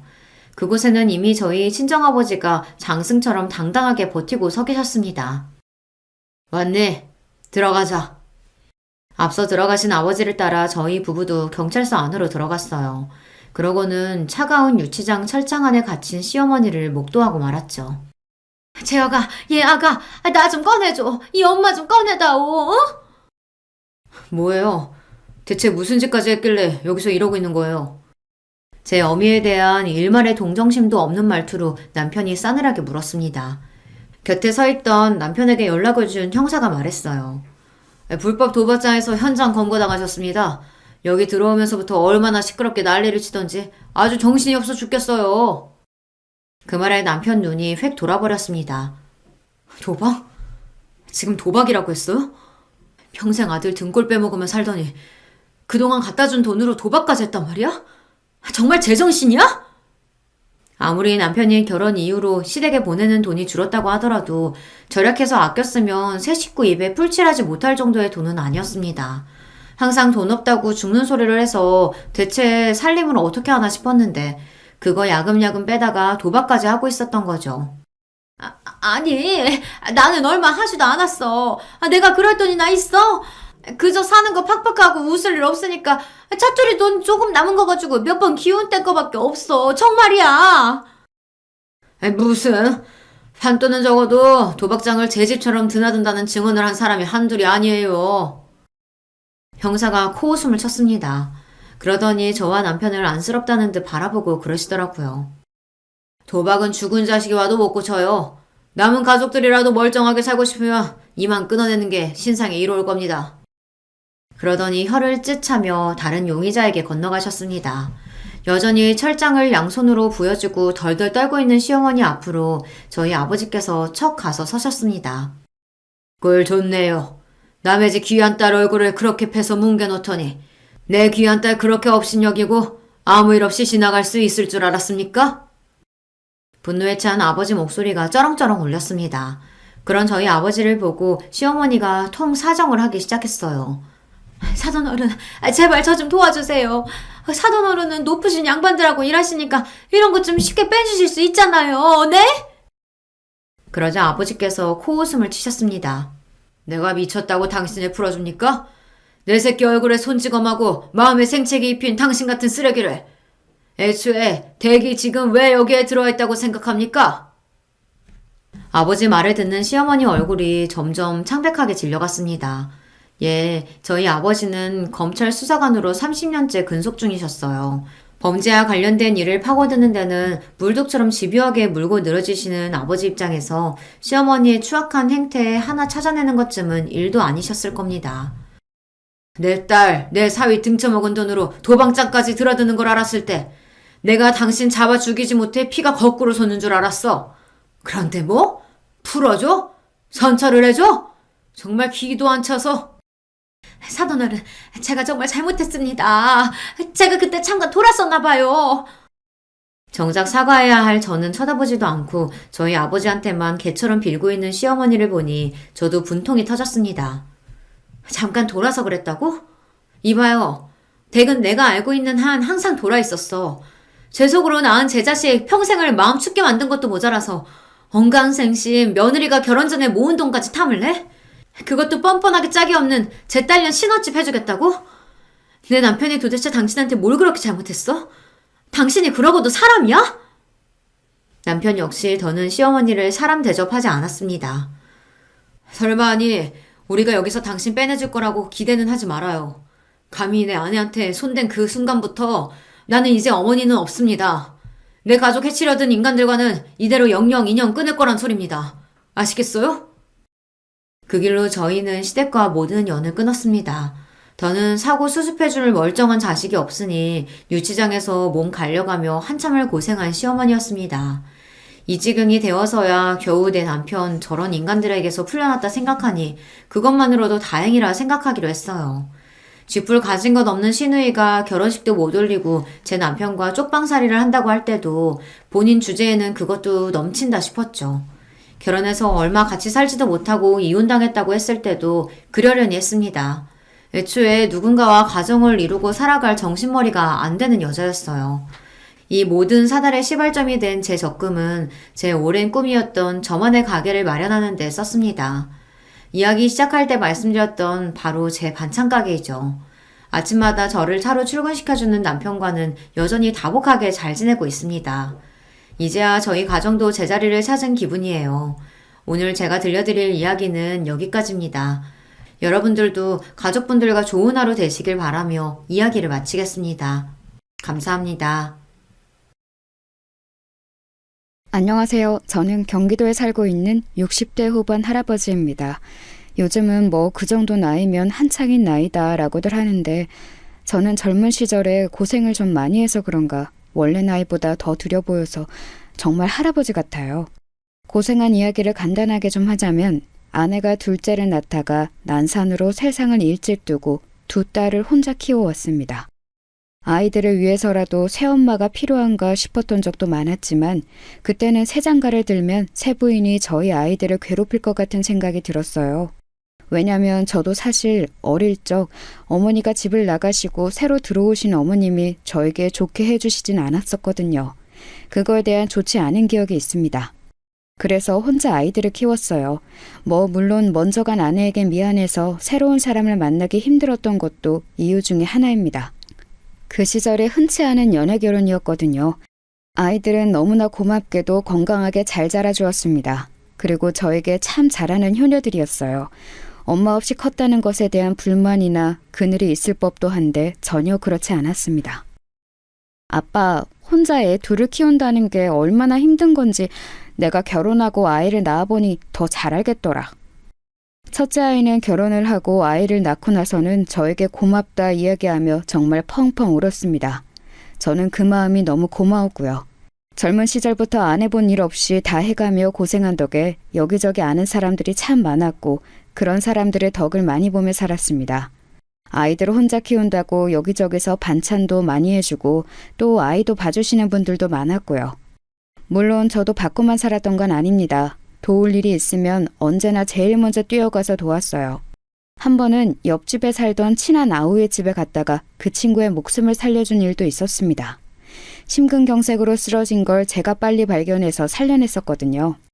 병원에 도착해서 치료를 받는데 의료진들이 정말 2, 3분만 더 늦게 왔어도 큰일 났었을 거라고 하더군요. 다행스럽게도 그 아우는 별일 없이 회복했고 그 집안 사람들은 저를 정말 은인으로 생각했어요. 형님, 정말 제가 평생의 은인으로 모시고 이 빚은 정말 두고두고 갚겠습니다. 그 아우는 원래 참 부지런하고 열심히 사는 친구였는데 그런 사람들이 언제나 성공을 하잖아요. 그 아우도 크게 성공해서 지금은 저희 지역에서는 모르는 사람이 없는 중견기업을 운영 중입니다. 한 그룹의 사주가 된 거죠. 늘 형님 필요하신 거 있으면 편하게 이야기하라고 했지만 사실 누군가에게 부탁을 하고 하는 일을 편하게 하는 편의 사람은 아니라서 늘 말만으로도 고맙다고 했었습니다. 주변에 그런 사람들만 있어 그런지 저는 참 인복이 많다 생각하며 살았습니다. 첫째 사위도 참 좋은 사람이었거든요. 늘 아버님 하며 저를 챙겼습니다. 호탕하고 사람 좋고 큰 아이에게도 참 잘하고요. 아이들이 제 아빠를 따르는 것만 봐도 좋은 남자에게 시집을 잘 보냈구나 싶어 참 마음이 놓였어요. 문제는 둘째 사위였습니다. 어느 날 결혼을 하겠다고 둘째가 데려온 사위감이 참 마음에 들지 않았습니다. 무엇보다 딸아이에게 막대하는 것 같은 그 태도가 마음에 들지 않았어요. 어른 어려운 줄 몰라 하고 말도 생각나는 대로 다 뱉는 그 성격도 말입니다. 민정이는 저랑 결혼하는 게 복이죠. 좋다고 하도 그래서 제가 결혼해주는 거거든요. 어느 부모가 귀하게 키운 딸이 그런 소리를 함부로 하는 사위에게 시집을 보내고 싶어 하겠습니까? 저도 저지만 지 언니도 동생을 말렸어요. 언니가 매번 말했잖아. 네가 더 좋아하는 사람이랑은 결혼하면 안 된다고. 너를 더 좋아하는 사람을 만나라고. 근데 나는 저 사람이랑 결혼하고 싶어. 내가 좋아하는 사람이랑 사는 게 행복한 거지. 좋아하지도 않는 사람이랑 결혼을 왜 해? 둘째는 정말 막무가내였어요. 분명히 고생할 게 뻔해 보였기 때문에 저와 큰아이가 번갈아가며 타이르려 했지만 소용없었습니다. 그럼 연애를 좀 더 해보고 결혼을 하는 게 어떻겠니? 그러다 저 사람이 마음 바뀌면 어떡해? 지금도 내가 졸라서 하자고 하는 건데. 그니까 그건 졸라서 하는 결혼은 하는 게 아니라니까. 너무 좋은 걸 어떡해. 나 저 사람이랑 결혼 못하면 죽을 것 같단 말이야. 도저히 설득이 되지 않았어요. 허락해주지 않으면 도망이라도 가서 결혼하겠다 으름장을 놓는 작은 딸에게 져줄 수밖에 없었습니다. 자식 이기는 부모가 어딨겠어요. 결혼하고 철드는 남자들도 많으니까. 나는 진짜 모르겠어. 아직도 안 했으면 좋겠는데. 내가 잘 교육해볼게. 모든 집안 식구들의 걱정을 한 몸에 받으며 작은 딸은 그렇게 모두가 달가워하지 않는 결혼을 했어요. 도대체 그래서 일은 언제 시작한다고 하던? 내가 자리 소개시켜 줄 수 있다고 말은 전했어? 그중 제일 마음에 들지 않는 것이 바로 제 밥벌이를 제대로 하지도 또 제대로 할 생각도 없어 보인다는 것이었어요. 작은 딸이 혼자 벌어 집안 생활을 책임졌습니다. 그럼에도 불구하고 자기 남편에게 큰 소리 한번 제대로 못하는 것 같아 보였어요. 정말 속이 터졌지만 매번 이렇게 말하는 통에 간섭을 할 수가 없었습니다. 다들 절대 그 사람한테 싫은 소리 하지 마. 나 진짜 그 사람 없이는 못 산단 말이야. 큰아이는 그 모습에 답답해 죽으려 했고 저는 너무 속상했지만 그래도 뭐 어떻게 할 수 있는 방법이 없었어요. 그러던 중에 작은아이가 임신을 했습니다. 그러면서 더 이상 일을 하지 못하게 되었어요. 원래 작은아이가 주는 돈으로 집에서 놀고 먹던 둘째 사위가 어느 날 저에게 와서 그러더군요. 아버님이 소개시켜 주신다는 그 회사가 어떤 회사인가요? 드디어 일할 마음이 생겼나 싶어 기뻤습니다. 아이 아버지가 되면 철이 드는 경우도 있다고 하더니 사람이 달라지나 보려구먼. 그리고는 제가 목숨을 살려줬던 그 친구 회사에 부탁해 취직을 시켜줬어요. 물론 그 회사 사주가 저와 지인이라는 이야기는 작은 사위에겐 하지 않았습니다. 아직은 믿음이 완전히 가지 않았기 때문에 그걸 무기 삼아 회사에 혹여 피해를 줄까 싶었거든요. 하지만 걱정과 달리 작은 사위는 회사에 잘 적응하는 듯 했어요. 전에 듣기로는 일도 곧잘 한다고 하더군요. 진짜 정신을 차렸나 보네. 사람 고쳐 쓰는 거 아니랬는데 나는 아직 더 봐야 할 것 같아. 그래도 요즘은 형님 하면서 나한테 연락도 자주 해. 다음 주에 술 한잔 하기로 했는데? 거기서 당신이 요즘 무슨 생각을 하고 사는지 좀 물어나 봐. 그리고 며칠 뒤 큰아이가 전해주기로는 작은 사위가 자기도 이제 한 가정의 가장이 된다는 실감이 확 들면서 책임감이 생겼다고 하더라는 말을 했다고 하더군요. 아이의 아빠가 된다는 걸 가볍게 생각했었는데 작은 아이를 따라간 산부인과에서 아이 심장 소리를 들으니 자기가 이제 진짜 아빠가 된다는 생각과 함께 인생을 대하는 마음가짐이 확 바뀌었다고 말이죠. 정말 반가운 소식이었습니다. 그래서 그 뒤로는 큰 사위와 작은 사위를 불러 셋이서 종종 술도 마시며 잘 지냈어요. 셋이서 이렇게 술 한잔하는 날도 오네요. 그러게나 말이네. 제가 그동안 너무 격조했죠. 앞으로는 이런 자리 자주 가져요. 그렇게 평화로운 나날들이 지속됐습니다. 이제는 정말 좋은 일만 있을 줄 알았어요. 하지만 그건 섣부른 판단이었습니다. 어느 날부턴가 집에 가만히 앉아있는 것이 조미쑤시기 시작했어요. 원래 워낙 젊었을 때부터 이런저런 일을 많이 하고 쉬지 않고 살아왔던 탓에 좀만 오래 쉬어도 조미쑤셔왔거든요. 원래 일하던 회사에서 정년퇴직을 하고 이제는 고생하지 말고 쉬라는 딸들의 잔소리를 들으며 좀 쉬려했지만 도저히 안 되겠더라고요. 제가 목숨을 구해줬다는 이웃집 아우와는 자주 만나서 술을 한 잔씩 하는 편인데 자기 회사 1층에 경비분이 갑자기 쓰러지셔서 병문안을 갔다 왔다는 이야기를 하더군요. 자네가 진짜 대단하네. 경비 쓰러진 걸로 사주까지 병문안 가는 회사가 어딨어? 원래 사람을 잘 대해야 오래 가는 거예요, 형님. 그렇지. 제가 인복이 있잖아요. 그러니 사람에게 더 잘해야죠. 형님도 제복이고. 그렇게 이야기를 나누고 있다가 문득 생각이 들었습니다. 그럼 그 경비 보시던 분은 어떻게 되시는 건가? 그만두시는 건가? 아프다는 이유로 그만둬라 하는 그런 짓은 못하죠. 당분간 병가 처리할 건데 그 사이에 잠시 일해주실 분 구하는 것도 골치인가 보더라고요.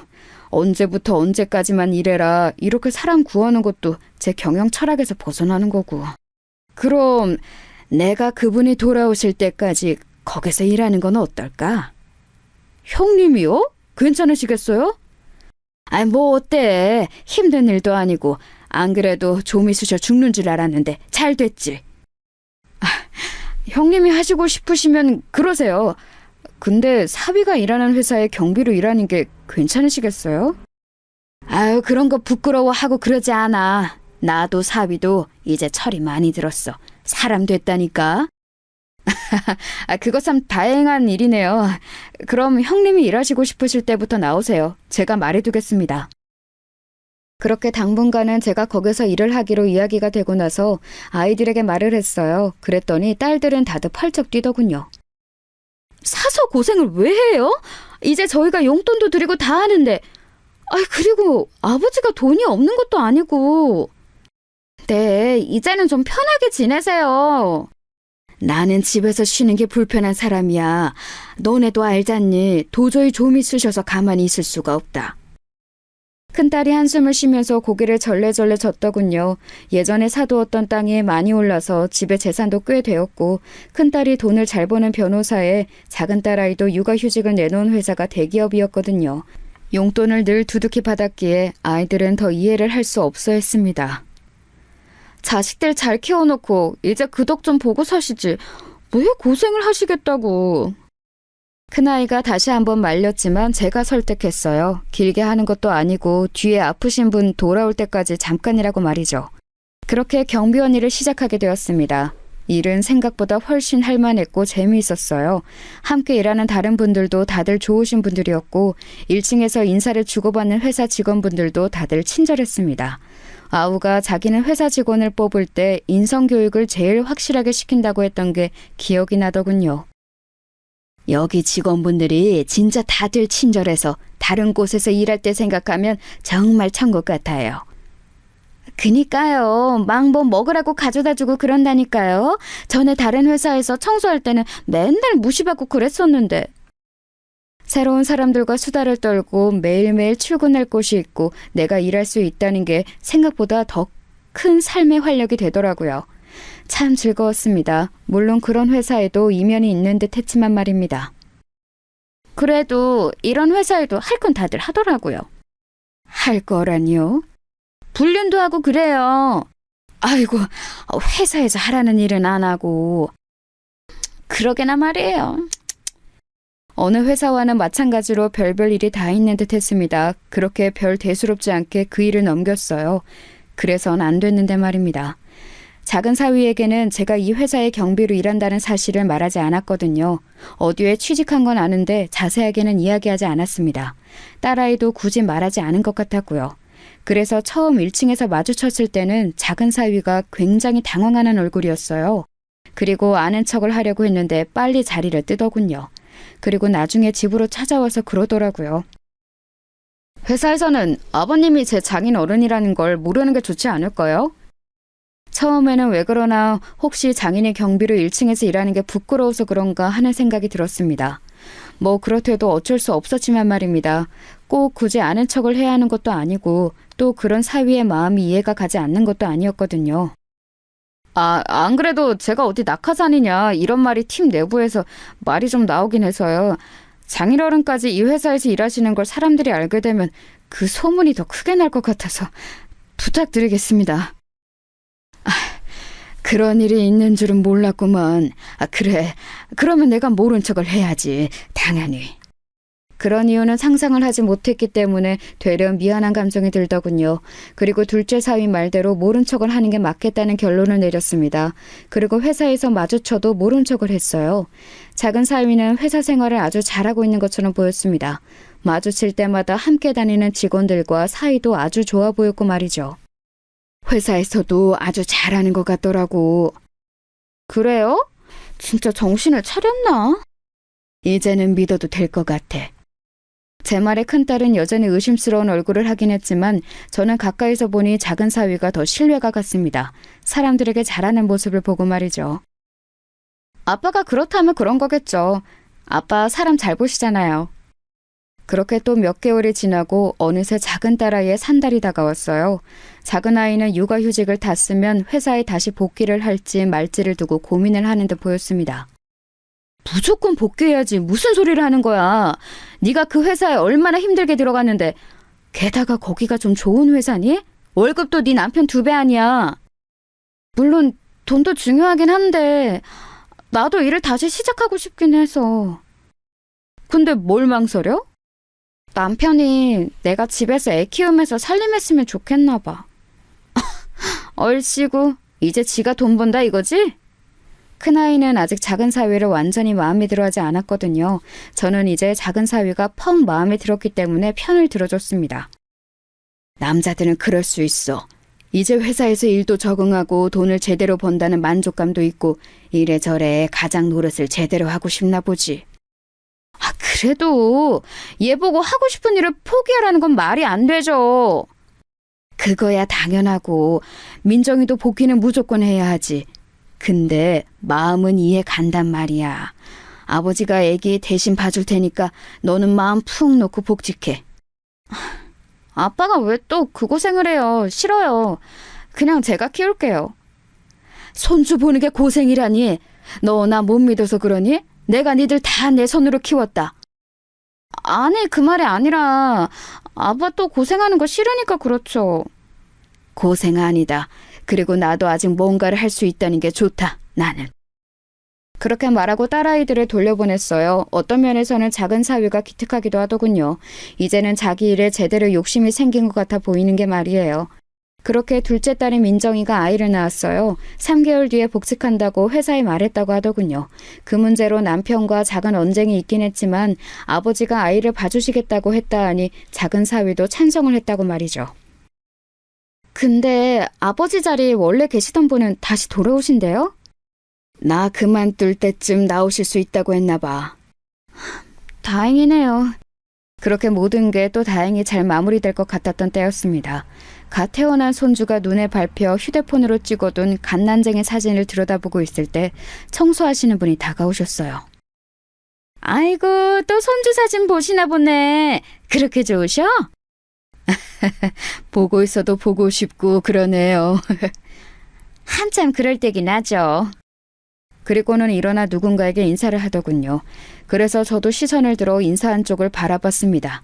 작은 사위와 함께 일하는 여자 직원으로 보이는 사람 둘이서 점심을 먹고 들어오는 듯 손에 커피를 들고 회사 안으로 들어오고 있더군요. 안녕하세요. 그래서 꼬박 인사를 했더니 작은 사위와 그 여자 직원이 저를 향해 고개를 까딱하고는 건물 위로 올라갔습니다. 그 두 사람이 사라지고 제가 다시 휴대폰을 내려다보며 청소하시는 분께 손주 이야기를 더 하려고 고개를 들었는데 그분이 제 사위와 여자 직원이 사라진 곳을 빤히 쳐다보고 계시더군요. 왜 그러세요? 그랬더니 눈을 여전히 그곳에서 떼어내지 못한 채 앉으며 속삭이듯 말하더군요. 저 사람들이잖아요. 네? 뭐가요? 왜? 제가 전에 우리 회사에 유명한 불륜 커플이 있다고 했잖아요? 네. 그게 저 둘이에요, 저 둘. 그 말을 듣는 순간 머리를 누구한테 한 대 맞는 기분이 들었습니다. 전에 이야기했던 그 맨날 붙어먹는다는 불륜 커플이 제 사위라니요. 믿을 수가 없었습니다. 에이, 그거 확실한 거요? 제가 애써 부정하려는 듯 묻자 청소부가 단호하게 말하더군요. 저 둘 맞아요. 이미 회사에서는 아는 사람들은 다 알걸요? 그리고 저 둘이 비상구에서 쪽쪽거리는 걸 내가 봤는데? 그때부터는 사실 어떤 정신으로 거기에 앉아서 그 이야기를 듣고 있었는지 정확하게 기억이 나지 않아요. 둘 다 유부남 유부녀인데 간노크지. 지들은 아무도 모르는 줄 알걸요? 사실 다 알고 뒤에서 수근거리는데 둘인 법인카드로 모텔도 간다고 막 직원들이 떠드는 것도 들었다니까. 이씨! 어디 가요? 그대로 회사를 나와 작은 딸을 보러 갔습니다. 왜 그랬는지는 모르겠지만 당장 딸아이의 얼굴을 봐야 할 것 같았어요. 하지만 병원에 도착해서는 병실 안으로 들어가지 못한 채 한참을 앉아 있었습니다. 그렇게 얼마간을 앉아 있었을까요? 누군가가 다가오는 느낌에 고개를 들었어요. 작은 사위더군요. 장인어른? 오셨으면 들어가 계시지. 왜 여기 이러고 계세요? 사람 좋아 보이는 얼굴을 하고 저에게 와서 넉살 좋게 이야기를 하는 사위의 얼굴을 보니 제가 낮에 들었던 이야기가 현실이 맞는지 모르겠더군요. 그래서 생각했습니다. 내 눈으로 확인할 때까지 믿을 수 없다고 말이죠. 그래, 들어가지. 병실에 함께 들어가 작은 사위가 딸아이에게 하는 행동을 유심히 봤어요. 하지만 정말 다정한 남편이었습니다. 자기의 아이를 보고 활짝 웃는 모습도 말이죠. 그래. 아니야. 아니겠지. 아빠 뭐가 아니야? 아무것도 아니야. 그렇게 오늘 들었던 이야기를 애써 부정하며 집으로 돌아갔어요. 아이고, 이씨 얼굴이 왜 이래. 한숨도 못 잔 사람 마냥. 어제도 갑자기 그러고 나가서 연락도 안 돼서 걱정 많이 했어. 아유, 죄송합니다. 몸이 좀 안 좋아서. 뭘 죄송하기까지. 그럴 수도 있지. 우리 나이에는 진짜 건강 잘 챙겨야 해. 진짜 큰일 나. 그래야죠. 그렇게 일을 하는 동 마는 동 집중을 제대로 하지 못한 채 점심시간이 됐습니다. 로비로 나오는 사위와 어제 봤던 그 여직원이 보였어요. 아이고, 저 둘은 또 붙어 다니네 그려. 저도 어제 들었는데 저 둘이 유명해요? 아마 자기들만 모를걸. 모두가 다 자기들 부른 이야기들 떠들고 있다는 거. 진짜 확실한 거 맞대요? 목격한 사람만 얼만데. 아마 조만간 큰일 치르지 싶어. 저렇게 조심성이 없어서 원. 저 병원 좀 다녀올게요. 아이고, 안색이 많이 안 좋네. 얼른 갔다 와. 로비를 벗어나는 두 사람을 무작정 따라 나섰어요. 아니겠지. 아니어야만 돼. 작은 딸아이가 이제 막 해산을 해서 병원에 누워있는데 이 현실을 정말 받아들이고 싶지 않았습니다. 어딘가 오해가 있는 거라고, 회사 사람들이 다들 착각을 하고 있는 거라고 그렇게 다독이며 그 둘의 뒤를 밟았어요. 그리고 마지막 제 그 기대는 정말 무참히 짓밟혔습니다.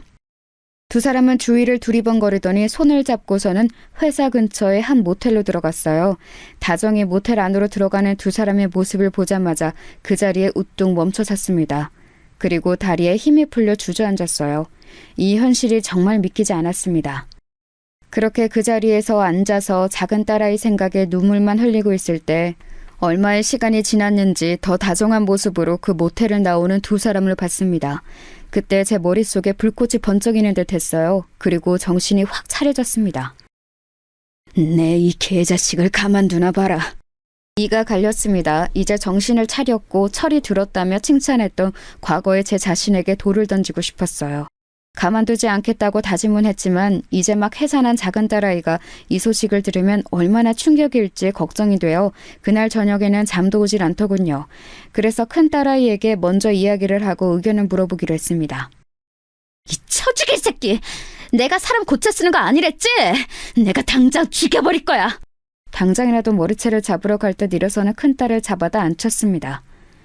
민정이 이제 막 몸 풀었는데 민정이가 받을 충격도 생각해야지. 큰아이가 그제야 아차하는 얼굴로 털썩 앉더군요. 그리고 눈물을 흘리기 시작했습니다. 민정이 불쌍해서 어떡해. 내 동생 불쌍해서 어떡해. 불쌍할 거 없다. 그런 나쁜 놈이랑 빨리 갈라서고 새 인생 살면 돼. 우리 민정이가 뭐가 부족해서. 큰아이는 한동안 앉아서 한참을 울었어요. 저도 눈물이 났습니다. 그래도 이렇게 모른 척 넘어갈 수는 없는 일이에요. 그거야 당연하지. 제가 민정이랑 이야기해 볼게요. 괜찮겠니? 흥분 안 하고 차분히 잘 이야기할게요. 민정이가 최대한 상처받지 않게. 그렇게 말하고는 돌아갔습니다. 그리고 며칠 뒤 큰아이에게서 연락이 왔어요. 동생에게 잘 말했다더군요. 처음에는 믿고 싶지 않아 했답니다. 왜 아니겠어요. 그래서 아니라고 언니나 아빠가 잘못 알고 있는 거라고 그러다 문득 요즘 이상하게 행동했던 부분들이 불현듯 떠올랐다 하더군요. 휴대폰 전화를 자기가 없는 곳에서 받는다든지 부쩍 늘어나 출장 같은 것들 말입니다. 이상하다 생각했지만 별 생각 없이 넘겼던 일들이 다르게 생각하니 다 그것 때문이었던 것 같다고 말이죠. 그리고 더 이상 남편의 얼굴을 보기 싫어 이유는 감기가 걸렸다고 옮는다고 조리원엔 당분간 오지 말라고 그랬다더군요. 그랬더니 거절도 한번 하지 않고 바로 알겠다고 하는 걸 듣고는 너무 화가 나서 울었다고 말이죠. 자기는 이제 더 이상 그 사람 꼴도 보기 싫으니 언니나 아빠가 다 알아서 하라고 이야기했다는 말을 전해 들었습니다. 그리고는 울면서 그때 언니와 아빠의 말을 들었어야 했다고 후회했다고 하더군요. 결혼 생활 내내 왜 그러고 살았나 후회하면서 말이죠. 언제나 자기가 더 좋아해서 언제나 자신의 약자였다고요. 그 이야기를 듣는데 정말 눈물이 났습니다. 동시에 화가 치밀어 올랐어요. 평생을 후회하게 만들어줘야겠다는 생각이 들었습니다. 반드시 그렇게 만들고야 말겠다고 말이죠. 다음 날 작정을 하고 회사를 출근했어요. 이씨, 오늘 어딘가 비장해 보이는데? 그래요? 그니까 오늘 분위기가 어딘가 다른 것 같은데? 무슨 일 있어요? 없어요. 그렇게 말하고는 로비에서 사위가 나타나기만을 기다렸습니다. 하지만 엇갈렸는지 제가 상당히 일찍 왔음에도 불구하고 출근길에서는 보지 못했어요. 그리고 어느덧 점심시간이 다가왔습니다. 식사하러 안 가요? 아, 네, 가야죠. 하면서 아직 나타나지 않은 사위를 기다리는데 마침 엘리베이터에서 내리더군요. 마찬가지로 옆에는 그 여자 직원과 함께 말이죠. 아이고, 저 양반은 저렇게 티를 내고 다녔어야 우원. 그런 이야기를 들으며 자리에서 벌떡 일어났습니다. 그리고 사위 쪽을 향해 소리쳤어요. 아이고, 박서방! 회사에서 보니 반갑네. 제 그 인사에 둘째 사위가 눈을 동그랗게 뜨고서는 저를 바라보더군요. 그리고는 당황한 듯 주변을 두리번거리더니 서둘러 그 여직원과 밖으로 나갔습니다. 그 모습을 보던 동료 경비원이 지금 뭐하냐는 듯한 얼굴로 저를 바라봤어요. 박서방이라니 그게 무슨... 둘째 사위예요.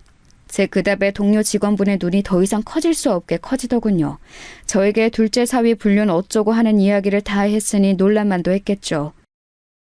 아이고, 나는 그것도 모르고 아우, 괜한 소리를 늙어서 주책을 부렸구먼. 괜찮습니다. 알아야 할 일이었는데요. 저 망할 놈의 자식 가만히 안 두려고요. 저의 그 말에도 동료분은 자신을 계속 자책하듯 미안하다는 말만 반복하시더군요. 그래서 정말 괜찮다고 수십 번 말해줬습니다. 그리고 곧 사위에게 전화가 왔어요. 무표정한 얼굴로 받았습니다. 장인어른, 대체 왜 그러신 거예요? 내가 뭐? 회사에서는 모른 척 해달라고 분명히 부탁드렸었잖아요. 나도 모르게 반가워서 그랬나 보네. 미안하네.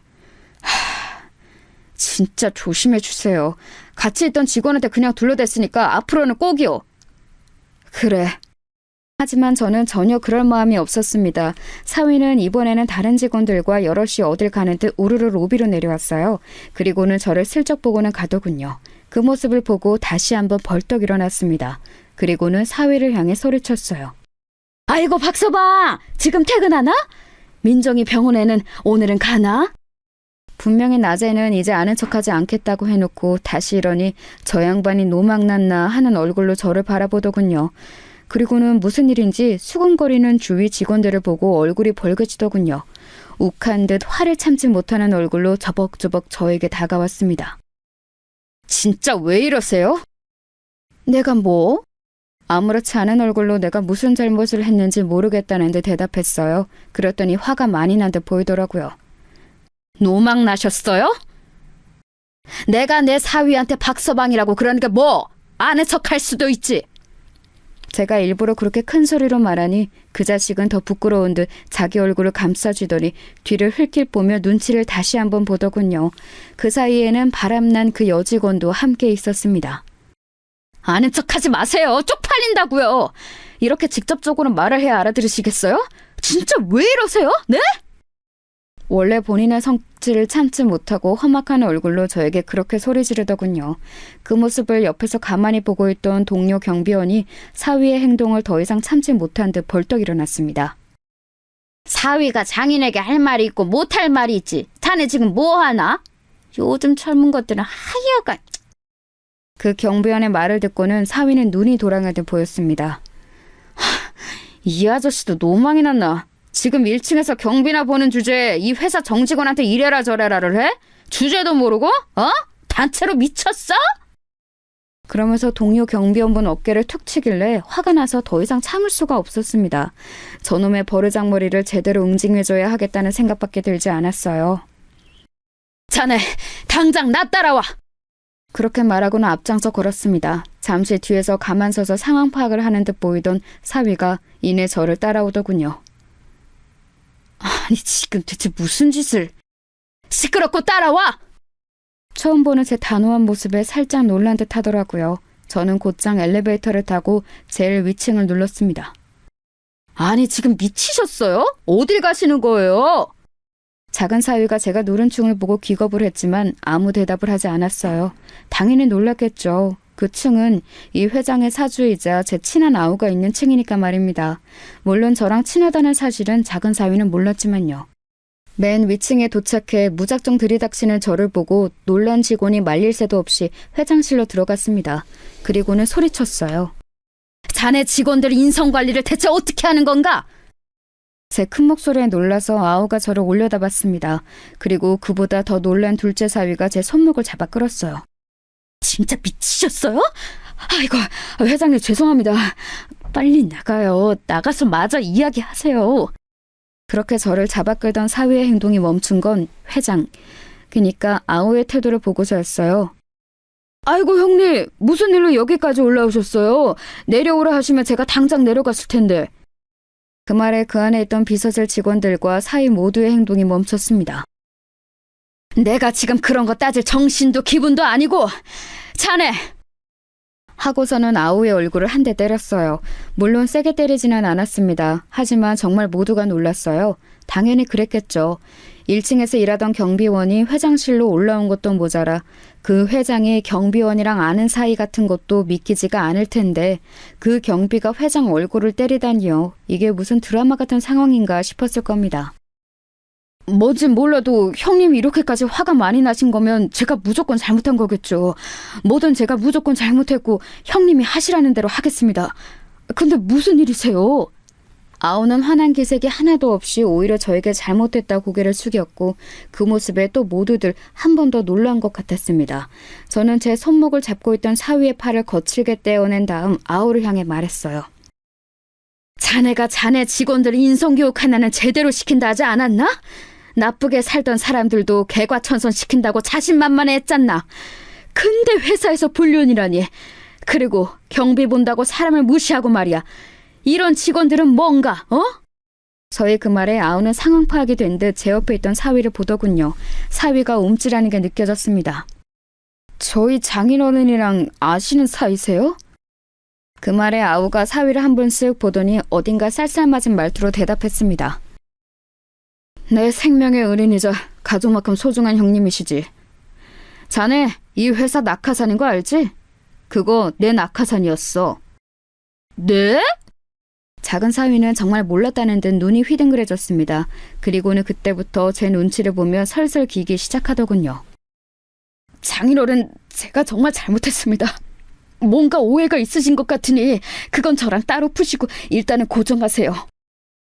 아까 밑에서는 노망이 났네 쪽팔리네 별소리를 다 하더니 왜? 지금은 내가 여기 사주랑 형님 아우 사이라고 하니 겁이 나? 사람 고쳐 쓰는 거 아니랬는데 내가 어쩌자고 너 같은 인간을 믿고. 그랬더니 다짜고짜 무릎을 꿇더군요. 그리고는 싹싹 빌기 시작했습니다. 오늘 일은 제가 정말 죄송합니다. 장인어른, 그리고 다른 말씀하신 일은 아무래도 오해가 있는 듯하니까 제 이야기 한 번만 좀 들어주세요. 오해? 오해? 내가 니들 둘 팔짱 끼고 모텔 들어가는 모습을 내 두 눈으로 직접 봤는데 오해? 무슨 오해? 점심시간에 팔짱 끼고 불륜 들어가서 뭘 하는데? 뭘 했길래 오해야? 그렇게 말했더니 그 자리에서 굳더군요. 그것까지 제가 본 건 정말 예상하지 못했던 일이었나 보더라고요. 굳은 사위를 보고 다시 아우에게 시선을 돌렸습니다. 직원들의 인성교육 하나는 자신 있다더니 사내에서 모르는 사람 없이 파다하게 소문날 만큼 불륜이나 하고 있는 것들이 있고 그것도 엊그제 해산한 마누라 두고 말이야. 자네도 내가 앞으로 어떻게 하는지 보겠네. 아우가 다시 한번 저에게 죄송하다며 꼭 조치를 취하겠다며 형님 화푸시라고 사과를 했고 여전히 놀란 듯 정신을 차리지 못하고 있는 사위를 두고 회장실을 빠져나왔습니다. 비서실 직원들과 무슨 일인지 보러 온 다른 직원들 몇몇이 앞에 서서 이 모든 일을 보고 있더군요. 차라리 잘 됐다고 생각했습니다. 소문나라고 벌린 일이기도 했고 말입니다. 그렇게 그 회사를 나와 작은 아이의 산후조리원으로 갔습니다. 그리고 오늘 있었던 일을 아이가 상처를 조금이라도 덜 받을 수 있게 최대한 간추려 이야기한 다음 큰아이에게는 제대로 다 이야기했습니다. 잘했다고 하더군요. 작은 사위가 퇴근했는지 산후조리원으로 찾아왔지만 작은 아이가 만나길 거부했어요. 한참을 그 앞에 서 있다가 저녁 늦게 돼서야 돌아갔어요.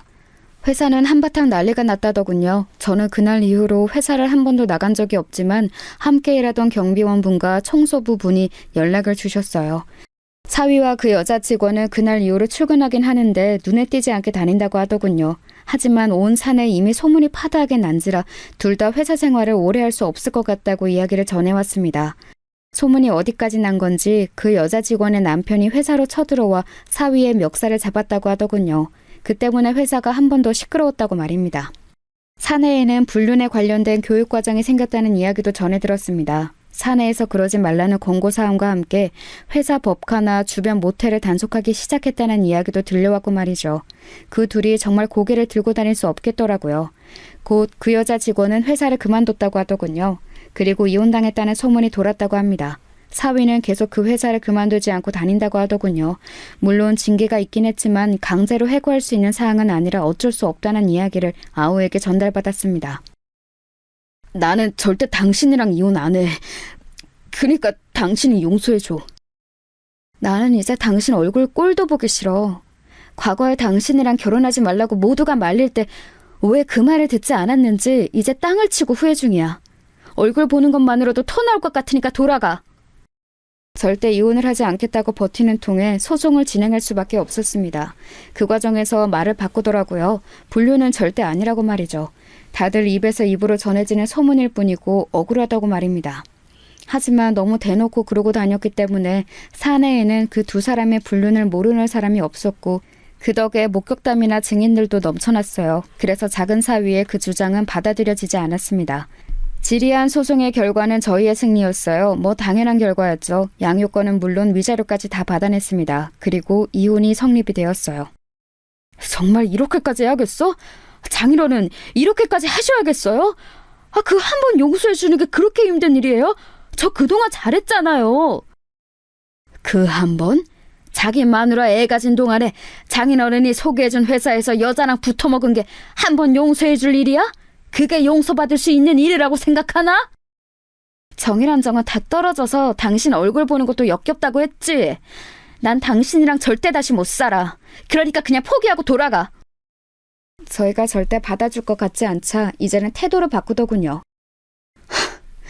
그렇게 좋다고 매달려서 결혼해줬더니 이제 와서 이렇게 나를 버려? 안 그래도 내가 그때 왜 그랬는지 땅을 치고 후회 중이야. 그렇게 작은 사위와의 마지막이 끝이 났어요. 그 뒤로 한동안은 소식을 들을 수 없었습니다. 하지만 이내 소식이 들려오긴 했어요. 그 인간은 정말이지 변하지 않더군요. 이제는 정말 본인이 벌어서 생활을 다 해야 했기 때문에 어떻게든 회사에는 붙어있으려 한 것 같았지만 결국은 또 한 번 사고를 친 것 같더라고요. 다른 직원과 불륜을 했다는 소문이 한 번 더 돌았고 결국은 공고사직을 당했다고 하더군요. 그리고는 취직이 안 되는지 여기저기 전전하다가 작은 아이에게 돈을 빌려달라는 전화를 했었다고 합니다. 이건 큰아이를 통해 전해들은 소식이에요. 물론 작은 아이는 돈을 빌려주지 않았고 술을 먹고 집까지 찾아와서 다시 합치네 마네 하는 진상짓을 하다가 경찰이 출동하는 일도 한 번 있었던 것 같더라고요. 그마저도 작은 아이는 제가 걱정할까봐 저에게는 말해주지 않았지만 말입니다. 그렇게 똑같은 일이 몇 번이 더 생기고 작은 아이는 접근 금지 신청을 했어요. 그게 받아들여지고 나서야 그 자식이 찾아오는 일이 없었습니다. 대책 없이 살고 있는 것 같더라고요. 일자리도 제대로 구하지 못하고 집에서 게임만 하고 술만 마시면서 말입니다. 한 번은 저에게 전화가 온 적이 있어요. 사실 그 자식인 줄 알았으면 받지 않았을 텐데 전화번호를 바꿨는지 모르는 번호로 전화가 한 번 와서 받았습니다. 제가 정말 죄송했습니다. 저는 진짜 그 시절로 돌아가고 싶어요. 자네가 깨트린 걸세. 매일매일이 후회의 고통뿐입니다. 그러게, 그런 짓은 왜 저질렀나? 저는 정말 민정이가 이렇게까지 모질게 저를 잘라낼 줄은 몰랐어요. 언제까지 그 아이가 자네한테 죽고 못 살 줄 알았나? 아버님이 민정이한테 잘 이야기해 주실 수 없을까요? 저희 가족 다 행복했던 시절도 있었잖아요. 그럴 마음도 생각도 없네. 가족이라고도 하지 말게. 평생 후회하면서 그때 왜 그랬나 자책하면서 살아. 그리고 전화를 끊었습니다. 그리고는 다시 연락이 오지 않았어요. 물론 처음부터 그런 자식과 결혼하지 않았으면 제일 좋긴 했겠지만 그래도 작은 아이에게는 선물 같은 자식이 생겼습니다. 손주는 정말 눈에 넣어도 아프지 않을 만큼 예쁜 아이예요.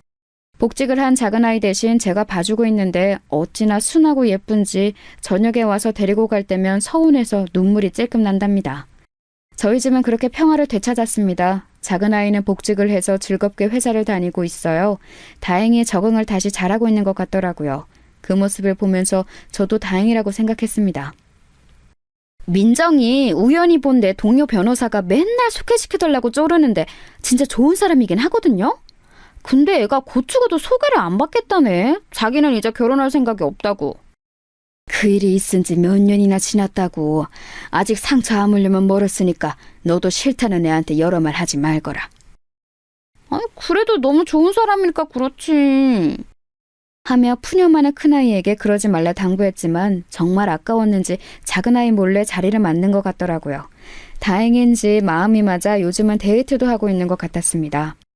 동네 아우이자 그 회사 사주인 친구와도 잘 지내고 있어요. 사실 그날 얼굴을 때린 걸 바로 저녁에 사과했었습니다. 내가 감정을 못 이기고 그만. 미안하네. 아닙니다, 형님. 충분히 화가 나실 만한 일이죠. 그렇게 잘 해결됐어요. 이제는 그 아우도 회사를 자식에게 물려주고 뒷방 늙은이 신세가 됐다며 하루가 멀다 하고 저희 집에 놀러를 오는 통에 제가 지겨울 정도입니다. 지금에 와서 돌이켜보면 그 모든 일이 없었던 일같이 느껴질 만큼 아득하기도 해요.